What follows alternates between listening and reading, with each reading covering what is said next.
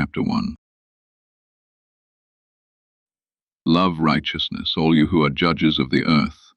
Think of the Lord with a good mind. Seek him in singleness of heart. Because he is found by those who don't put him to the test, and is manifested to those who trust him. For crooked thoughts separate from God. His power convicts when it is tested, and exposes the foolish. Because wisdom will not enter into a soul that devises evil, nor dwell in a body that is enslaved by sin. For a holy spirit of discipline will flee deceit, and will depart from thoughts that are without understanding, and will be ashamed when unrighteousness has come in. For wisdom is a spirit who loves man, and she will not hold a blasphemer guiltless for his lips, because God is witness of his inmost self, and is a true overseer of his heart, and a hearer of his tongue. Because the Spirit of the Lord has filled the world, and that which holds all things together knows what is said. Therefore no one who utters unrighteous things will be unseen, neither will justice, when it convicts, pass him by. For in his counsels the ungodly will be searched out, and the sound of his words will come to the Lord, to bring his lawless deeds to conviction. Because a jealous ear listens to all things, and the noise of murmurings is not hidden. Beware then of unprofitable murmuring, and keep your tongue from slander, because no secret utterance will go on its way void, and a lying mouth destroys a soul. Don't court death in the error of your life. Don't draw destruction upon yourselves by the works of your hands. Because God didn't make death, neither does he delight when the living perish. For he created all things that they might have being. The generative powers of the world are wholesome, and there is no poison of destruction in them, nor has Hades royal dominion upon earth. For righteousness is immortal. But ungodly men by their hands and their words summon death. Deeming him a friend, they pined away. They made a covenant with him, because they are worthy to belong with him. Wisdom. Chapter 2. For they said within themselves, with unsound reasoning, our life is short and sorrowful. There is no healing when a man comes to his end, and no one was ever known who was released from Hades. Because we were born by mere chance, and hereafter we will be as though we had never been, because the breath in our nostrils is smoke, and reason is a spark kindled by the beating of our heart, which being extinguished, the body will be turned into ashes, and the spirit will be dispersed as thin air. Our name will be forgotten in time. No one will remember our works. Our life will pass away as the traces of a cloud, and will be scattered as is a mist, when it is chased by the rays of the sun, and overcome by its heat. For our allotted time is the passing of a shadow, and our end doesn't retreat, because it is securely sealed, and no one turns it back. Come therefore, and let's enjoy the good things that exist. Let's use the creation earnestly as in our youth. Let's fill ourselves with costly wine and perfumes, and let no spring flower pass us by. Let's crown ourselves with rosebuds before they wither. Let none of us go without his share in our proud revelry. Let's leave tokens of mirth everywhere, because this is our portion, and this is our lot. Let's oppress the righteous poor. Let's not spare the widow, nor regard the grey hair of the old man. But let our strength be a law of righteousness, for that which is weak is proven useless. But let's lie in wait for the righteous man, because he annoys us, is contrary to our works, reproaches us with sins against the law, and charges us with sins against our training. He professes to have knowledge of God, and calls himself a child of the Lord. He became to us a reproof of our thoughts, He is grievous to us even to look at, because his life is unlike other men's, and his paths are strange. We were regarded by him as something worthless, and he abstains from our ways as from uncleanness. He calls the latter end of the righteous happy. He boasts that God is his Father. Let's see if his words are true. Let's test what will happen at the end of his life. For if the righteous man is God's son, he will uphold him, and he will deliver him out of the hand of his adversaries. Let's test him with insult and torture, that we may find out how gentle he is and test his patience. Let's condemn him to a shameful death, for he will be protected, according to his words. Thus they reasoned, and they were led astray, for their wickedness blinded them. And they didn't know the mysteries of God, neither did they hope for wages of holiness, nor did they discern that there is a prize for blameless souls. Because God created man for incorruption, and made him an image of his own everlastingness. But death entered into the world by the envy of the devil, and those who belong to him experience it. Wisdom. Chapter 3. But the souls of the righteous are in the hand of God, and no torment will touch them. In the eyes of the foolish they seem to have died. Their departure was considered a disaster, and their travel away from us ruin, but they are in peace. For even if in the sight of men they are punished, their hope is full of immortality. Having borne a little chastening, they will receive great good, because God tested them, and found them worthy of himself. He tested them like gold in the furnace, and he accepted them as a whole burnt offering. In the time of their visitation they will shine. They will run back and forth like sparks among stubble. They will judge nations and have dominion over peoples. The Lord will reign over them forever. Those who trust him will understand truth. The faithful will live with him in love, because grace and mercy are with his chosen ones. But the ungodly will be punished, even as their reasoning deserves, those who neglected righteousness and revolted from the Lord. For he who despises wisdom and discipline is miserable. Their hope is void and their toils unprofitable. Their works are useless. Their wives are foolish and their children are wicked.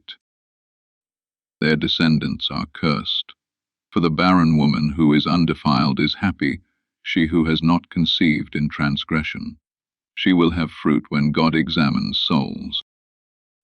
So is the eunuch which has done no lawless deed with his hands, nor imagined wicked things against the Lord.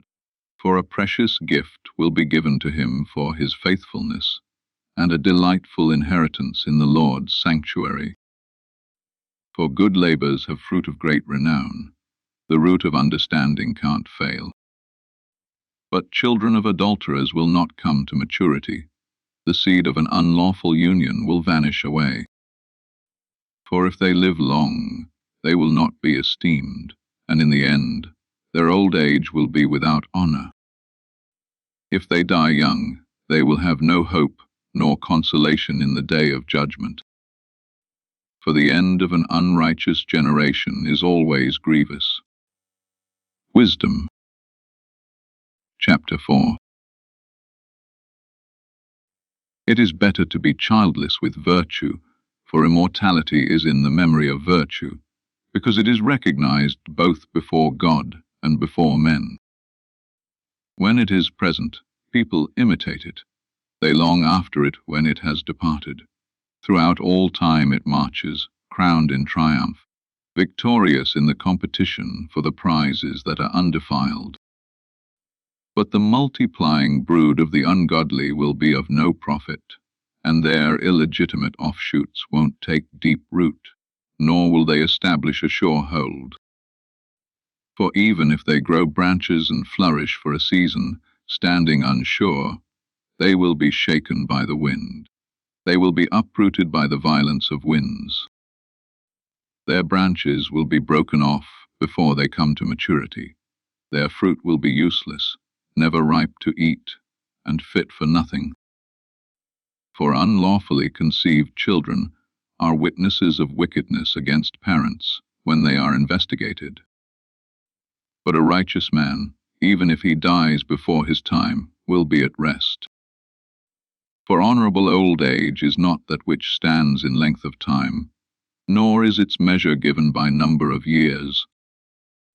But understanding is grey hair to men, and an unspotted life is ripe old age. Being found well, pleasing to God, someone was loved. While living among sinners he was transported. He was caught away, lest evil should change his understanding, or guile deceive his soul. For the fascination of wickedness obscures the things which are good, and the whirl of desire perverts an innocent mind. Being made perfect quickly, he filled a long time. For his soul was pleasing to the Lord. Therefore he hurried out of the midst of wickedness. But the people saw and didn't understand, not considering this, that grace and mercy are with his chosen, and that he visits his holy ones. But a righteous man who is dead will condemn the ungodly who are living, and youth who is quickly perfected will condemn the many years of an unrighteous man's old age. For the ungodly will see a wise man's end, and won't understand what the Lord planned for him, and why he safely kept him. They will see, and they will despise, but the Lord will laugh them to scorn. After this, they will become a dishonored carcass, and a reproach among the dead forever. Because he will dash them speechless to the ground, and will shake them from the foundations. They will lie utterly waste. They will be in anguish, and their memory will perish. They will come with coward fear when their sins are counted. Their lawless deeds will convict them to their face. Wisdom. Chapter 5. Then the righteous man will stand in great boldness before the face of those who afflicted him, and those who make his labors of no account. When they see him, they will be troubled with terrible fear, and will be amazed at the marvel of salvation. They will speak among themselves, repenting, and for distress of spirit they will groan. This was he whom we used to hold in derision, as a parable of reproach. We fools considered his life madness, and his end without honor. How was he counted among sons of God? How is his lot among saints? Truly we went astray from the way of truth. The light of righteousness didn't shine for us. The sun didn't rise for us. We took our fill of the paths of lawlessness and destruction. We traveled through trackless deserts, but we didn't know the Lord's way. What did our arrogance profit us? What good have riches and boasting brought us? Those things all passed away as a shadow, like a rumor that runs by, like a ship passing through the billowy water, which, when it has gone by, there is no trace to be found, no pathway of its keel in the waves. Or it is like when a bird flies through the air, no evidence of its passage is found, but the light wind, lashed with the stroke of its pinions, and torn apart with the violent rush of the moving wings, is passed through. Afterwards no sign of its coming remains. Or it is like when an arrow is shot at a mark, the air it divided closes up again immediately, so that men don't know where it passed through. So we also, as soon as we were born, ceased to be, and we had no sign of virtue to show, but we were utterly consumed in our wickedness. Because the hope of the ungodly man is like chaff carried by the wind, and as foam vanishing before a tempest, and is scattered like smoke by the wind, and passes by as the remembrance of a guest who stays just a day. But the righteous live forever. Their reward is in the Lord, and the care for them with the Most High. Therefore they will receive the crown of royal dignity and the diadem of beauty from the Lord's hand, because he will cover them with his right hand, and he will shield them with his arm. He will take his zeal as complete armor, and will make the whole creation his weapons to punish his enemies. He will put on righteousness as a breastplate, and will wear impartial judgment as a helmet. He will take holiness as an invincible shield. He will sharpen stern wrath for a sword. The universe will go with him to fight against his frenzied foes. Shafts of lightning will fly with true aim. They will leap to the mark from the clouds, as from a well-drawn bow. Hailstones full of wrath will be hurled as from a catapult. The water of the sea will be angered against them. Rivers will sternly overwhelm them. A mighty wind will encounter them. It will winnow them away like a tempest. So lawlessness will make all the land desolate. Their evil doing will overturn the thrones of princes. Wisdom.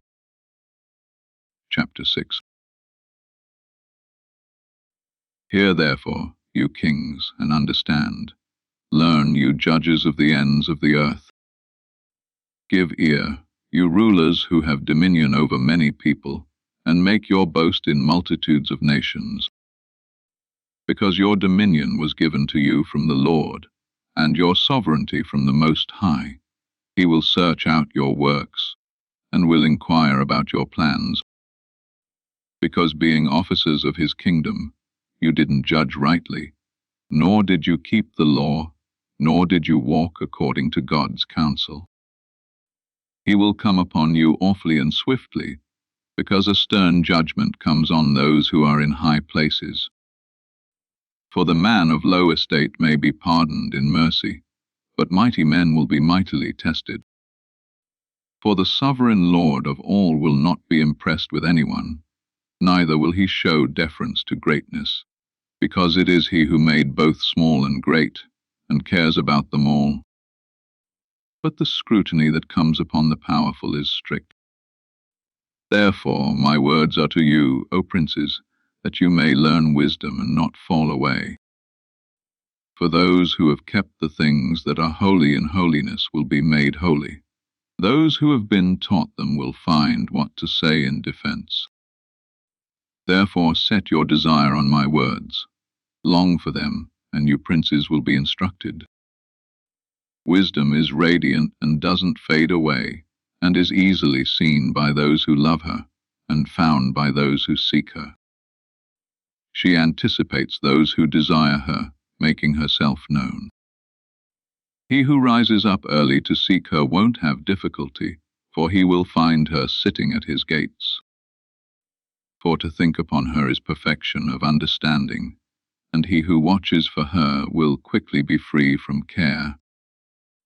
Because she herself goes around, seeking those who are worthy of her, and in their paths she appears to them graciously, and in every purpose she meets them. For her true beginning is desire for instruction, and desire for instruction is love.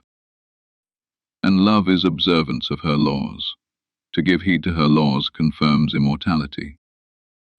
Immortality brings closeness to God. So then desire for wisdom promotes to a kingdom. If therefore you delight in thrones and scepters, you princes of peoples, honor wisdom, that you may reign forever. But what wisdom is, and how she came into being, I will declare. I won't hide mysteries from you, but I will explore from her first beginning, bring the knowledge of her into clear light, and I will not pass by the truth. Indeed, I won't travel with consuming envy, because envy will have no fellowship with wisdom. But a multitude of wise men is salvation to the world, and an understanding king is stability for his people. Therefore be instructed by my words, and you will profit. Wisdom. Chapter 7. I myself am also mortal, like everyone else, and am a descendant of one formed first and born of the earth. I molded into flesh in the time of 10 months in my mother's womb, being compacted in blood from the seed of man and pleasure of marriage. I also, when I was born, drew in the common air, and fell upon the kindred earth, uttering, like all, for my first voice, the same cry. I was nursed with care in swaddling clothes. For no king had a different beginning, but all men have one entrance into life, and a common departure. For this cause I prayed, and understanding was given to me. I asked, and a spirit of wisdom came to me. I preferred her before scepters and thrones. I considered riches nothing in comparison to her. Neither did I liken to her any priceless gem, because all gold in her presence is a little sand, and silver will be considered as clay before her. I loved her more than health and beauty, and I chose to have her rather than light, because her bright shining is never laid to sleep. All good things came to me with her, and innumerable riches are in her hands.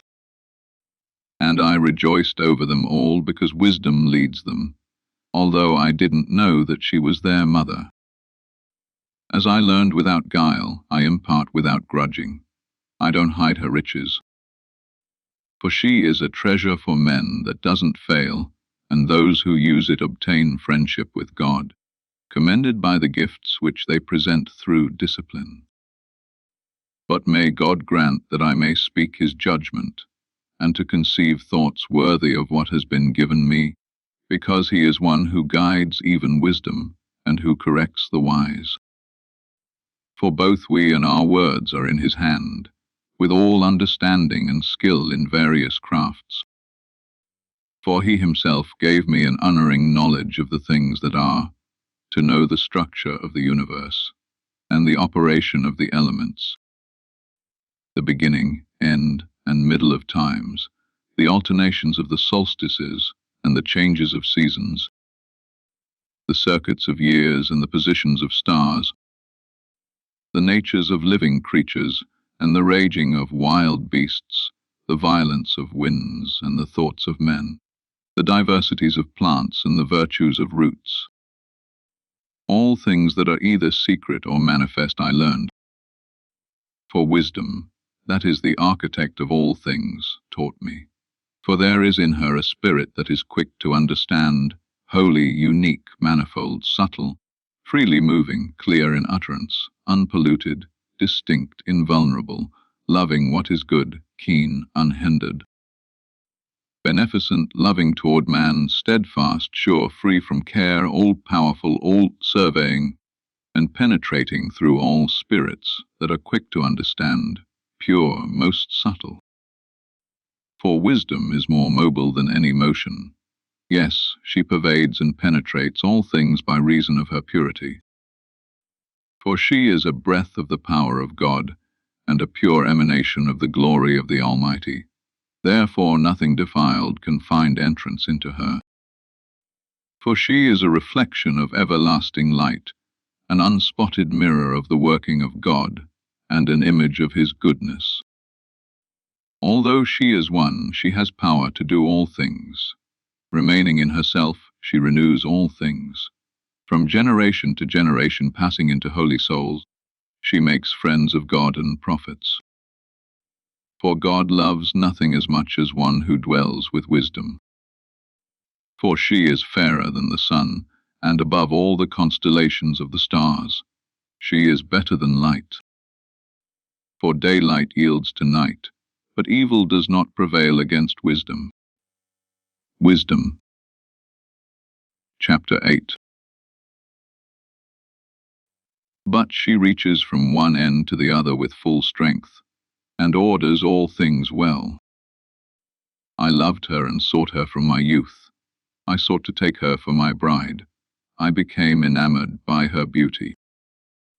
She glorifies her noble birth by living with God. The sovereign Lord of all loves her.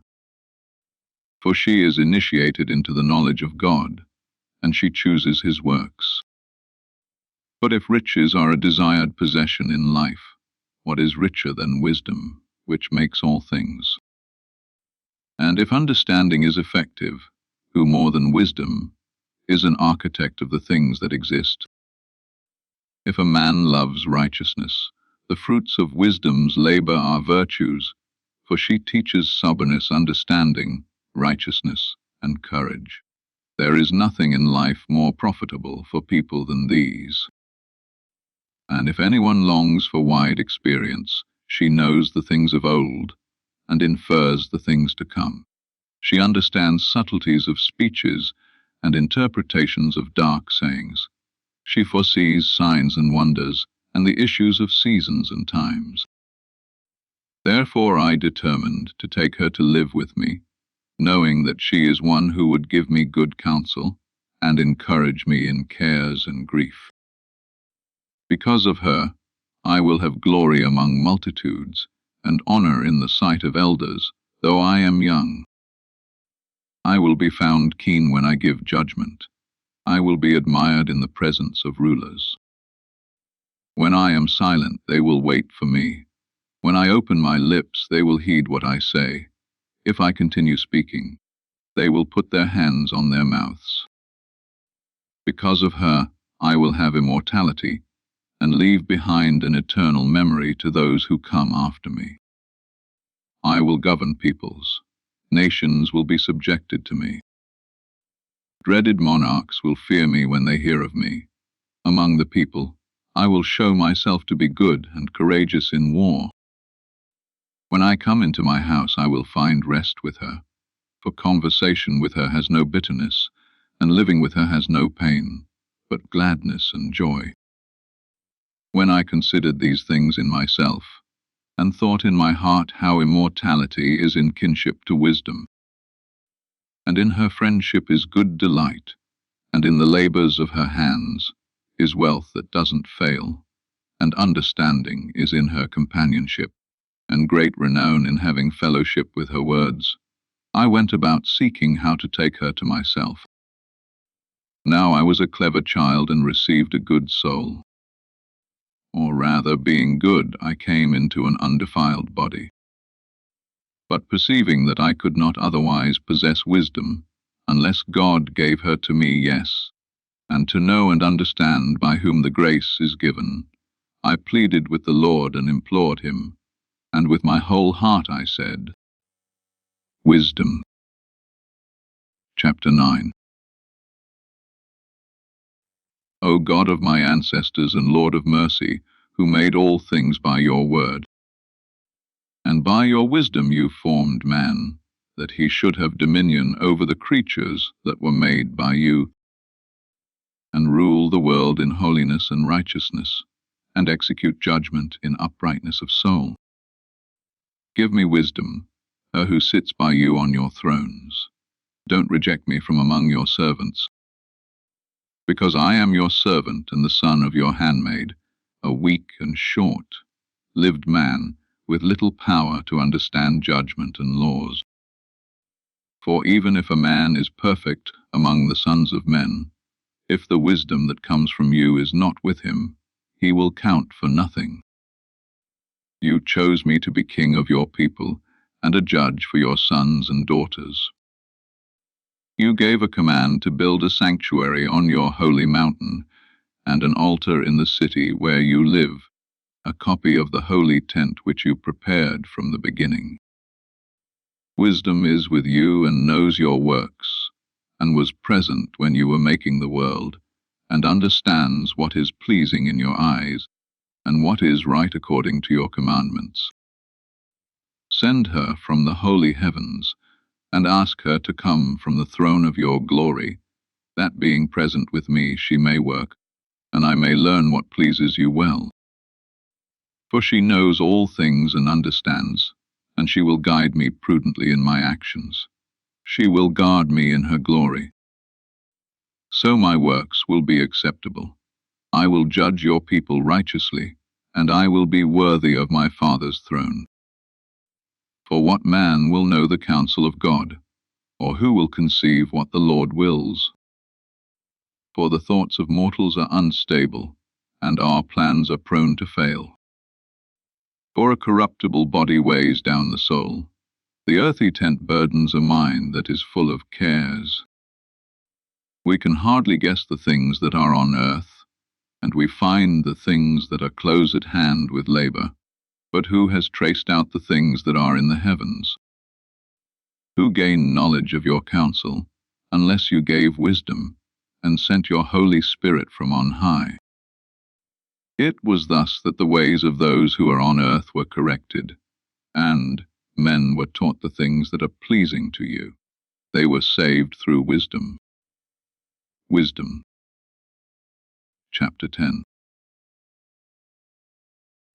Wisdom guarded to the end the first-formed Father of the world, who was created alone, and delivered him out of his own transgression, and gave him strength to rule over all things. But when an unrighteous man fell away from her in his anger, he perished himself in the rage with which he killed his brother. When for his cause the earth was drowning with a flood, wisdom again saved it, guiding the righteous man's course by a paltry piece of wood. Moreover, when nations consenting together in wickedness had been confounded, wisdom knew the righteous man, and preserved him blameless to God, and kept him strong when his heart yearned toward his child. While the ungodly were perishing, wisdom delivered a righteous man, when he fled from the fire that descended out of heaven on the 5 cities, to whose wickedness a smoking waste still witnesses, and plants bearing fair fruit that doesn't ripen. A disbelieving soul has a memorial, a standing pillar of salt. For having passed wisdom by, not only were they disabled from recognizing the things which are good, but they also left behind them for their life a monument of their folly, to the end that where they stumbled, they might fail even to be unseen. But wisdom delivered those who waited on her out of troubles. When a righteous man was a fugitive from a brother's wrath, wisdom guided him in straight paths. She showed him God's kingdom, and gave him knowledge of holy things. She prospered him in his toils, and multiplied the fruits of his labor. When in their covetousness men dealt harshly with him, she stood by him and made him rich. She guarded him from enemies, and she kept him safe from those who lay in wait. Over his severe conflict, she watched as judge, that he might know that godliness is more powerful than everyone. When a righteous man was sold, wisdom didn't forsake him, but she delivered him from sin. She went down with him into a dungeon, and in bonds she didn't depart from him, until she brought him the scepter of a kingdom, and authority over those that dealt like a tyrant with him. She also showed those who had mockingly accused him to be false, and gave him eternal glory. Wisdom delivered a holy people and a blameless seed from a nation of oppressors. She entered into the soul of a servant of the Lord, and withstood terrible kings in wonders and signs. She rendered to holy men a reward of their toils. She guided them along a marvelous way, and became to them a covering in the daytime, and a starry flame through the night. She brought them over the Red Sea, and led them through much water. But she drowned their enemies, and she cast them up from the bottom of the deep. Therefore the righteous plundered the ungodly, and they sang praise to your holy name, O Lord, and extolled with one accord your hand that fought for them. Because wisdom opened the mouth of the mute, and made the tongues of babes to speak clearly. Wisdom. Chapter 11. Wisdom prospered their works in the hand of a holy prophet. They traveled through a desert without inhabitant, and they pitched their tents in trackless regions. They withstood enemies and repelled foes. They thirsted, and they called upon you, and water was given to them out of the flinty rock, and healing of their thirst out of the hard stone. For by what things their foes were punished, By these they in their need were benefited. When enemies were troubled with clotted blood, instead of a river's ever flowing fountain. To rebuke the decree for the slaying of babies, you gave them abundant water beyond all hope, and having shown by the thirst which they had suffered how you punished the adversaries. For when they were tried, although chastened in mercy, they learned how the ungodly were tormented, being judged with wrath. For you tested these as a father admonishing them, but you searched out those as a stern king condemning them. Yes, and whether they were far off or near, they were equally distressed. For a double grief seized them, and a groaning at the memory of things past. For when they heard that through their own punishments the others benefited, they recognized the Lord. For him who long before was thrown out and exposed they stopped mocking. In the end of what happened, they marveled, having thirsted in another manner than the righteous. But in return for the senseless imaginings of their unrighteousness, wherein they were led astray to worship irrational reptiles and wretched vermin, you sent upon them a multitude of irrational creatures to punish them, that they might learn that by what things a man sins, by these he is punished.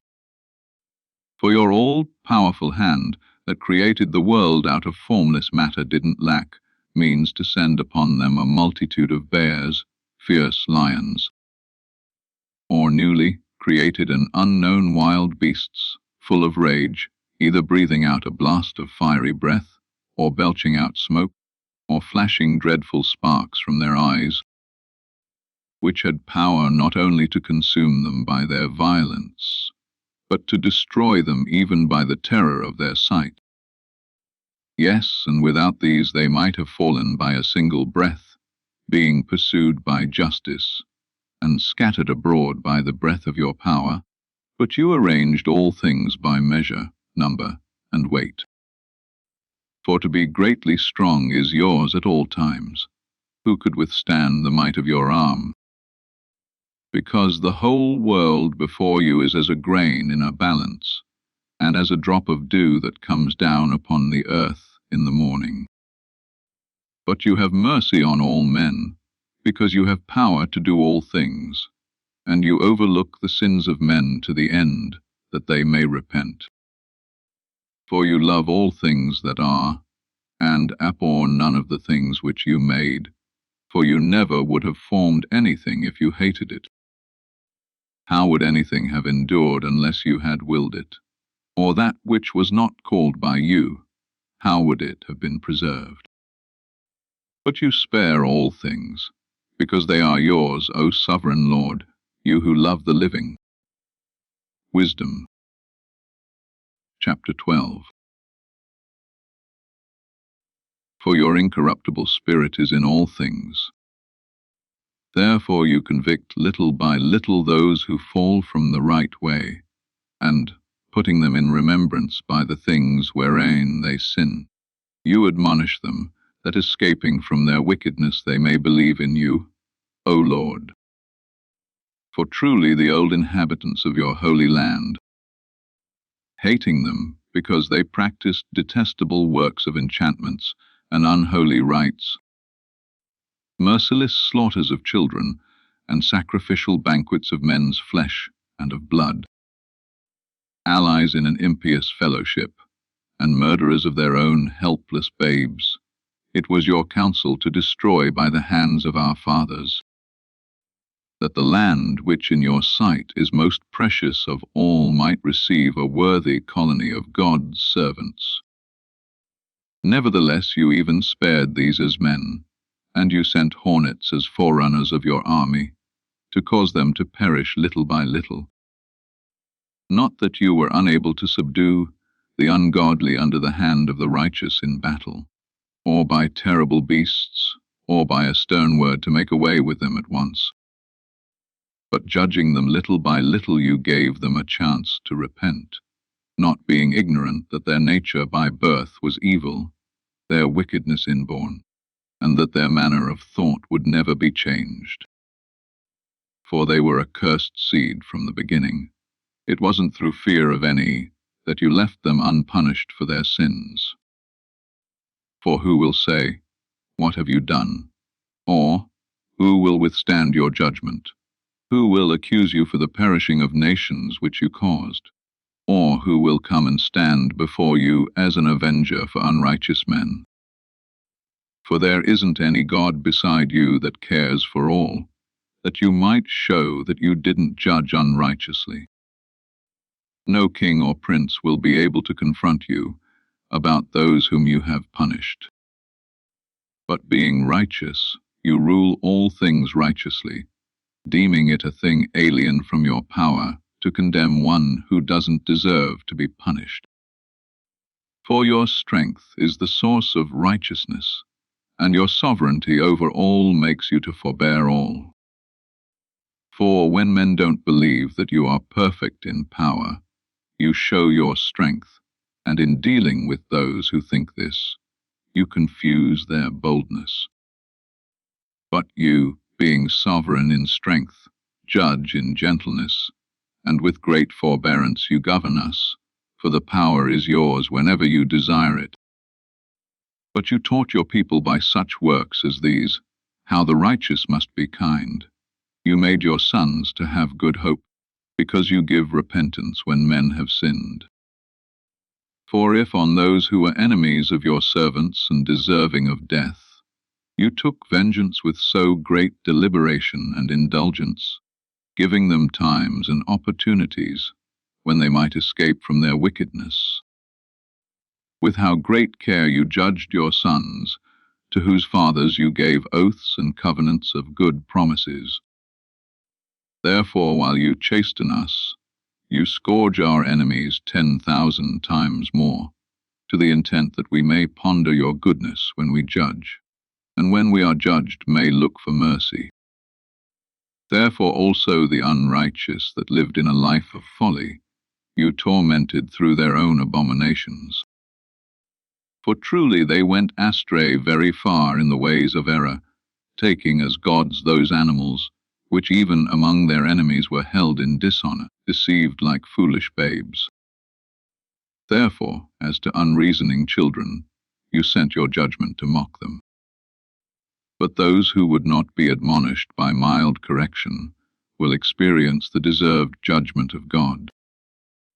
For through the sufferings they were indignant of, being punished in these creatures, which they supposed to be gods, they saw and recognized as the true God him, whom they previously refused to know.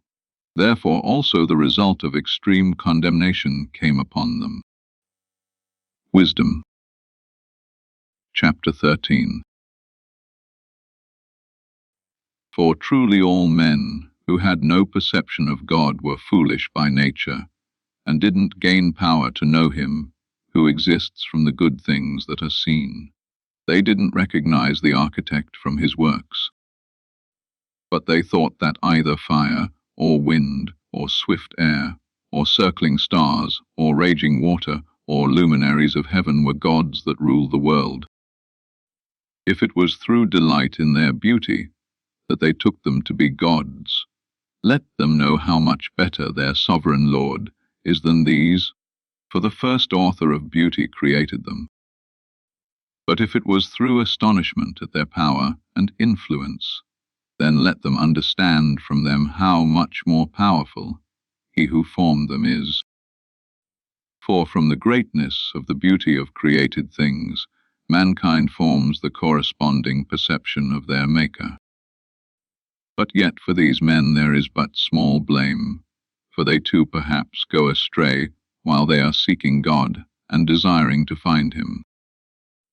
For they diligently search while living among his works, and they trust their sight that the things that they look at are beautiful. But again, even they are not to be excused. For if they had power to know so much that they should be able to explore the world, how is it that they didn't find the sovereign Lord sooner? But they were miserable, and their hopes were in dead things, who called them gods, which are works of men's hands, gold and silver, skillfully made, and likenesses of animals, or a useless stone, the work of an ancient hand. Yes, and some woodcutter might saw down a tree that is easily moved, skillfully strip away all its bark, and fashion it in attractive form, make a useful vessel to serve his life's needs. Burning the scraps from his handiwork to cook his food, he eats his fill. Taking a discarded scrap which served no purpose, a crooked piece of wood and full of knots, he carves it with the diligence of his idleness, and shapes it by the skill of his idleness. He shapes it in the image of a man, or makes it like some worthless animal, smearing it with something red, painting it red, and smearing over every stain in it. Having made a worthy chamber for it, he sets it in a wall, securing it with iron. He plans for it that it may not fall down, knowing that it is unable to help itself, for truly it is an image, and needs help. When he makes his prayer concerning goods, and his marriage and children, he is not ashamed to speak to that which has no life. Yes, for health, he calls upon that which is weak. For life, he implores that which is dead. For aid, he supplicates that which has no experience. For a good journey, he asks that which can't so much as move a step. And for profit in business and good success of his hands, he asks ability from that which has hands with no ability. Wisdom. Chapter 14. Again, one preparing to sail and about to journey over raging waves calls upon a piece of wood more fragile than the vessel that carries him. For the hunger for profit planned it, and wisdom was the craftsman who built it. Your providence, O Father, guides it along, because even in the sea you gave a way, and in the waves a sure path, showing that you can save out of every danger, that even a man without skill may put to sea. It is your will that the works of your wisdom should not be ineffective. Therefore men also entrust their lives to a little piece of wood, and passing through the surge on a raft come safely to land. For in the old time also, when proud giants were perishing, the hope of the world, taking refuge on a raft, your hand guided the seed of generations of the race of men. For blessed is wood through which comes righteousness. But the idol made with hands is accursed, itself and he that made it, because his was the working, and the corruptible thing was called a god. For both the ungodly and his ungodliness are alike hateful to God. For truly the deed will be punished together with him who committed it. Therefore also there will be a visitation among the idols of the nation, because, though formed of things which God created, they were made an abomination, stumbling blocks to the souls of men, and a snare to the feet of the foolish. For the devising of idols was the beginning of fornication, and the invention of them the corruption of life. For they didn't exist from the beginning, and they won't exist forever. For by the boastfulness of men they entered into the world, and therefore a speedy end was planned for them.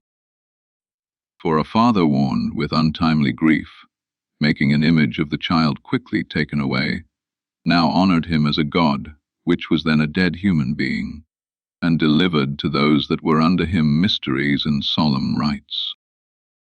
Afterward the ungodly custom, in process of time grown strong, was kept as a law, and the engraved images received worship by the commandments of princes. And when men could not honor them in presence, because they lived far off, imagining the likeness from afar, they made a visible image of the king whom they honored, that by their zeal they might flatter the absent, as if present. But worship was raised to a yet higher pitch, even by those who didn't know him, urged forward by the ambition of the architect. For he, wishing perhaps to please his ruler, used his art to force the likeness toward a greater beauty. So the multitude, allured by reason of the grace of his handiwork, now consider an object of devotion him that a little before was honored as a man. And this became an ambush, because men, in bondage either to calamity or to tyranny, invested stones and stocks with the name that shouldn't be shared. Afterward, it was not enough for them to go astray concerning the knowledge of God, but also, while they live in a great war of ignorance, they call a multitude of evils peace. For either slaughtering children in solemn rites, or celebrating secret mysteries, or holding frenzied revels of strange customs, no longer do they guard either life or purity of marriage, but one brings upon another either death by treachery, or anguish by adultery. And all things confusedly are filled with blood and murder, theft and deceit, corruption, faithlessness, tumult, perjury, confusion about what is good, forgetfulness of favors, ingratitude for benefits, defiling of souls, confusion of sex, disorder in marriage, adultery and wantonness. For the worship of idols that may not be named is a beginning and cause, an end of every evil. For their worshippers either make merry to madness, or prophesy lies, or lie unrighteously, or lightly commit perjury. For putting their trust in lifeless idols, when they have sworn a wicked oath, they expect not to suffer harm. But on both counts, the just doom will pursue them, because they had evil thoughts of God by giving heed to idols, and swore unrighteously in deceit through contempt for holiness. For it is not the power of things by which men swear, but it is the just penalty for those who sin that always visits the transgression of the unrighteous. Wisdom. Chapter 15.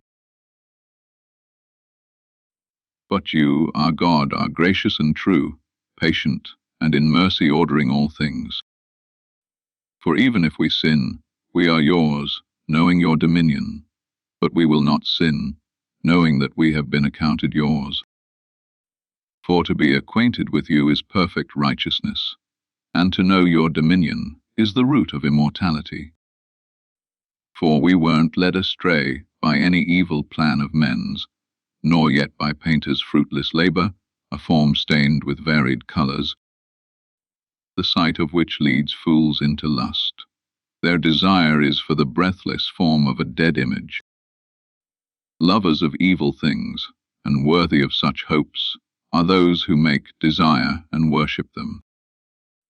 For a potter, needing soft earth, laboriously molds each article for our service. He fashions out of the same clay both the vessels that minister to clean uses, and those of a contrary sort, all in like manner. What shall be the use of each article of either sort? The potter is the judge. Also, laboring to an evil end, he molds a vain god out of the same clay, he who, having but a little before been made of earth, after a short space goes his way to the earth out of which he was taken, when he is required to give back the soul which was lent him. However, he has anxious care, not because his powers must fail, nor because his span of life is short, but he compares himself with goldsmiths and silversmiths, and he imitates moulders in brass, and considers it great that he moulds counterfeit gods. His heart is ashes, his hope is of less value than earth, his life is of less honor than clay. Because he was ignorant of him who moulded him, and of him that inspired into him an active soul, and breathed into him a vital spirit. But he accounted our life to be a game, and our lifetime a festival for profit, for, he says, one must get gain however one can, even if it is by evil. For this man, beyond all others, knows that he sins, out of earthy matter making brittle vessels and engraved images. But most foolish and more miserable than a baby are the enemies of your people, who oppressed them, because they even considered all the idols of the nations to be gods, which have neither the use of eyes for seeing, nor nostrils for drawing breath, nor ears to hear, nor fingers for handling, and their feet are helpless for walking. For a man made them, and one whose own spirit is borrowed moulded them, for no one has power as a man to mould a god like himself. But, being mortal, he makes a dead thing by the work of lawless hands, for he is better than the objects of his worship, since he indeed had life, but they never did. Yes, and they worship the creatures that are most hateful, for, being compared as to lack of sense, these are worse than all others. Neither, as seen beside other creatures, are they beautiful, so that one should desire them, but they have escaped both the praise of God and his blessing. Wisdom. Chapter 16. For this cause they were deservedly punished through creatures like those which they worship, and tormented through a multitude of vermin. Instead of this punishment, you, giving benefits to your people, prepared quails for food, a delicacy to satisfy the desire of their appetite, to the end that your enemies, desiring food, might, for the hideousness of the creatures sent among them, loathe even the necessary appetite. But these, your people, having for a short time suffered lack, might even partake of delicacies. For it was necessary that inescapable lack should come upon those oppressors, but that to these it should only be showed how their enemies were tormented. For even when terrible raging of wild beasts came upon your people, and they were perishing by the bites of crooked serpents, your wrath didn't continue to the uttermost. But for admonition were they troubled for a short time, having a token of salvation, to put them in remembrance of the commandment of your law. For he who turned toward it was not saved, because of that which was seen, but because of you, the Saviour of all. Yes, and in this you persuaded our enemies, that you are he who delivers out of every evil. For the bites of locusts and flies truly killed them. No healing for their life was found, because they were worthy to be punished by such things.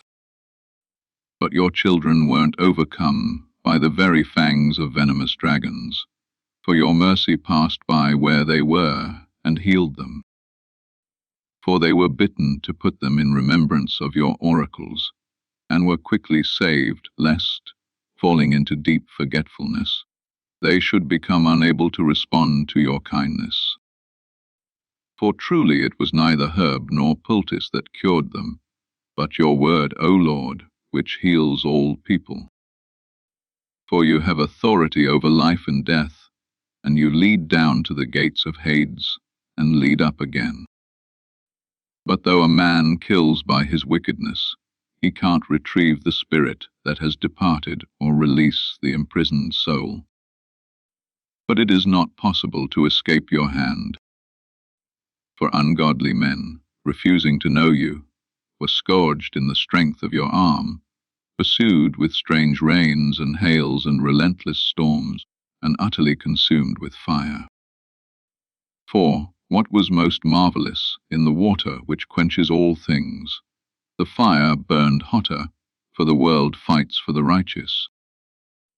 For at one time the flame was restrained, that it might not burn up the creatures sent against the ungodly, but that these themselves as they looked might see that they were chased by the judgment of God.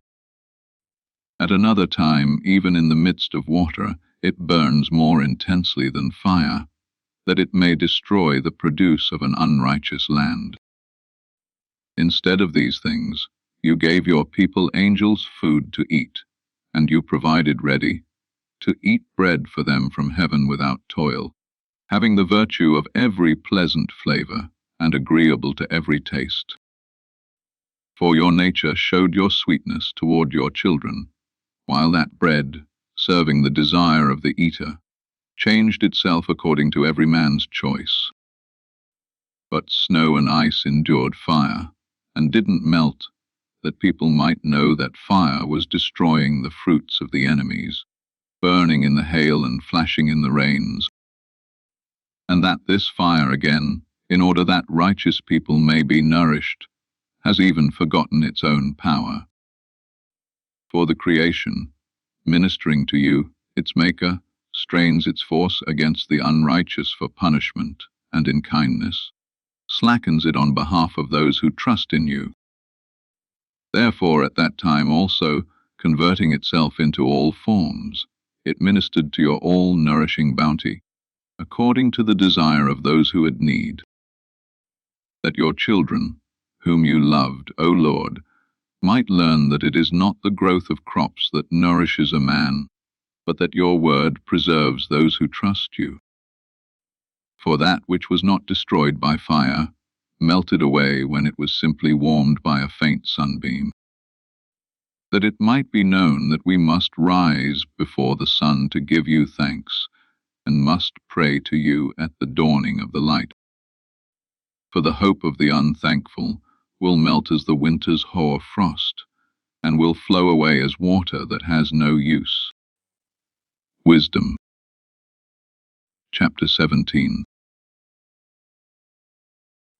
For your judgments are great and hard to interpret, therefore undisciplined souls went astray. For when lawless men had supposed that they held a holy nation in their power, they, prisoners of darkness, and bound in the fetters of a long night, kept close beneath their roofs, lay exiled from the eternal providence. For while they thought that they were unseen in their secret sins, they were divided from one another by a dark curtain of forgetfulness, stricken with terrible awe, and very troubled by apparitions. For neither did the dark recesses that held them guard them from fears, but terrifying sounds rang around them, and dismal phantoms appeared with unsmiling faces. And no power of fire prevailed to give light, neither were the brightest flames of the stars strong enough to illuminate that gloomy night. But only the glimmering of a self-kindled fire appeared to them, full of fear. In terror, they considered the things which they saw to be worse than that sight, on which they could not gaze. The mockeries of their magic arts were powerless, now, and a shameful rebuke of their boasted understanding. For those who promised to drive away terrors and disorders from a sick soul, these were sick with a ludicrous fearfulness. For even if no troubling thing frighted them, yet scared with the creeping of vermin and hissing of serpents, they perished trembling in fear, refusing even to look at the air, which could not be escaped on any side. For wickedness, condemned by a witness within, is a coward thing, and, being pressed hard by conscience, always has added forecasts of the worst. For fear is nothing else, but a surrender of the help which reason offers, and from within the expectation of being less prefers ignorance of the cause that brings the torment. But they, all through the night which was powerless indeed, and which came upon them out of the recesses of powerless Hades, sleeping the same sleep, now were haunted by monstrous apparitions, and now were paralyzed by their souls surrendering, for sudden and unexpected fear came upon them. So then whoever it might be, sinking down in his place, was kept captive, shut up in that prison which was not barred with iron. For whether he was a farmer, or a shepherd, or a laborer whose toils were in the wilderness, he was overtaken, and endured that inescapable sentence, for they were all bound with one chain of darkness. Whether there was a whistling wind, or a melodious sound of birds among the spreading branches, or a measured fall of water running violently, or a harsh crashing of rocks hurled down, or the swift course of animals bounding along unseen, or the voice of wild beasts harshly roaring, or an echo rebounding from the hollows of the mountains, all these things paralyzed them with terror. For the whole world was illuminated with clear light, and was occupied with unhindered works, while over them alone was spread a heavy night, an image of the darkness that should afterward receive them, but to themselves they were heavier than darkness. Wisdom. Chapter 18. But for your holy ones there was great light. Their enemies, hearing their voice but not seeing their form, counted it a happy thing that they too had suffered. Yet for that they do not hurt them, though wronged by them before, they are thankful, and because they had been at variance with them, they begged for pardon. Therefore you provided a burning pillar of fire, to be a guide for your people's unknown journey, and a harmless sun for their glorious exile. For the Egyptians well deserved to be deprived of light and imprisoned by darkness, they who had imprisoned your children, through whom the incorruptible light of the law was to be given to the race of men. After they had taken counsel to kill the babes of the holy ones, and when a single child had been abandoned, and saved to convict them of their sin, you took away from them their multitude of children, and destroyed all their army together in a mighty flood. Our fathers were made aware of that night beforehand, that, having shorn knowledge, they might be cheered by the oaths which they had trusted. Salvation of the righteous and destruction of the enemies was expected by your people. For as you took vengeance on the adversaries, by the same means calling us to yourself, you glorified us. For holy children of good men offered sacrifice in secret, and with one consent they agreed to the covenant of the divine law, that they would partake alike in the same good things and the same perils, the fathers already leading the sacred songs of praise. But the discordant cry of the enemies echoed back, and a pitiful voice of lamentation for children was spread abroad. Both servant and master were punished with the same just doom, and the commoner suffering the same as king. Yes, they all together, under one form of death, had corpses without number, for the living were not sufficient even to bury them, since at a single stroke their most cherished offspring was consumed. For while they were disbelieving all things by reason of the enchantments, upon the destruction of the firstborn they confessed the people to be God's children. For while peaceful silence wrapped all things, and night in her own swiftness was half spent, your all-powerful word leaped from heaven, from the royal throne, a stern warrior, into the midst of the doomed land, bearing as a sharp sword your authentic commandment, and standing, it filled all things with death, and while it touched the sky it stood upon the earth. Then immediately apparitions in dreams terribly troubled them, and unexpected fears came upon them. And each, one thrown here half dead, another there, made known why he was dying. For the dreams, disturbing them, forewarned them of this, that they might not perish without knowing why they were afflicted. The experience of death also touched the righteous, and a multitude were destroyed in the wilderness, but the wrath didn't last long. For a blameless man hurried to be their champion, bringing the weapon of his own ministry, prayer, and the atoning sacrifice of incense. He withstood the indignation and set an end to the calamity, showing that he was your servant. And he overcame the anger not by strength of body, not by force of weapons, but by his word. He subdued the avenger by bringing to remembrance oaths and covenants made with the fathers.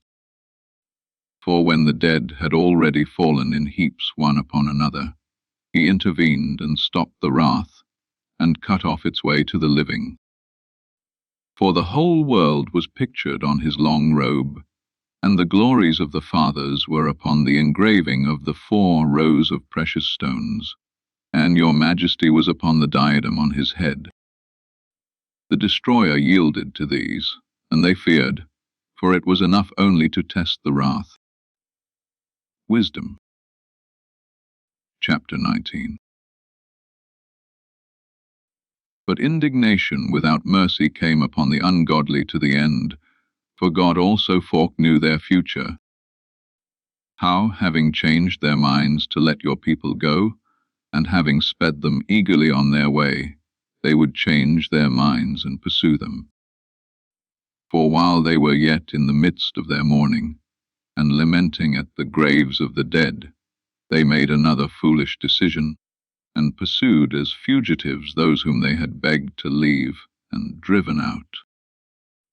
For the doom which they deserved was drawing them to this end, and it made them forget the things that had happened to them, that they might fill up the punishment which was yet lacking from their torments, and that your people might journey on by a marvelous road, but they themselves might find a strange death. For the whole creation, each part in its diverse kind, was made new again, complying with your commandments, that your servants might be kept unharmed. Then the cloud that overshadowed the camp was seen, and dry land rising up out of what had been water, out of the Red Sea an unhindered highway, and a grassy plain out of the violent surge, by which they passed over with all their army, these who were covered with your hand, having seen strange marvels. For like horses they roamed at large, and they skipped about like lambs, praising you, O Lord, who was their deliverer. For they still remembered the things that happened in the time of their sojourning, how instead of bearing cattle, the land brought forth lice, and instead of fish, the river spewed out a multitude of frogs. But afterwards they also saw a new kind of birds, when, led on by desire, they asked for luxurious dainties. For, to comfort them, quails came up for them from the sea. Punishments came upon the sinners, not without the signs that were given beforehand by the violence of the thunder, for they justly suffered through their own wickednesses, for the hatred which they practiced toward guests was grievous indeed. For while the others didn't receive the strangers when they came to them, the Egyptians made slaves of guests who were their benefactors. And not only so, but while punishment of some sort will come upon the former, since they received as enemies those who were aliens, because these first welcomed with feastings, and then afflicted with dreadful toils, those who had already shared with them in the same rites. And moreover they were stricken with loss of sight, even as were those others at the righteous man's doors, when, being surrounded with yawning darkness, they each looked for the passage through his own door.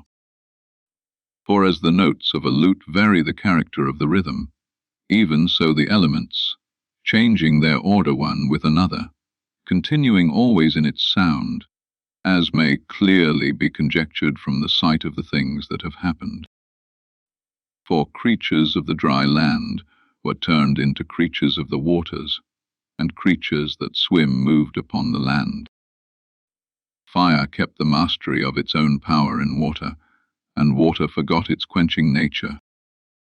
On the contrary, flames didn't consume flesh of perishable creatures that walked among them, neither did they melt the crystalline grains of ambrosial food that were melted easily.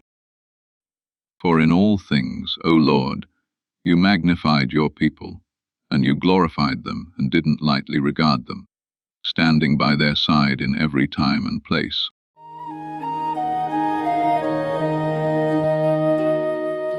Yahweh is my shepherd, I shall